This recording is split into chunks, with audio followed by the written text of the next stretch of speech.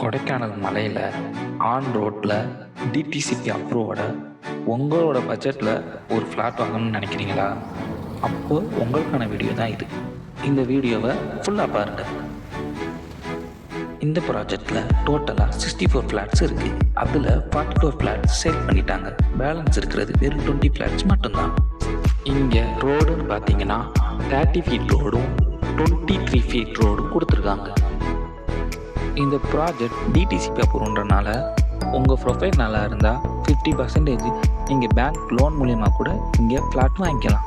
என்னடா ஃப்ளாட்டுன்னு சொல்லிட்டு செடியாக இருக்க புதற காட்டுறானேன்னு பார்க்குறீங்களா?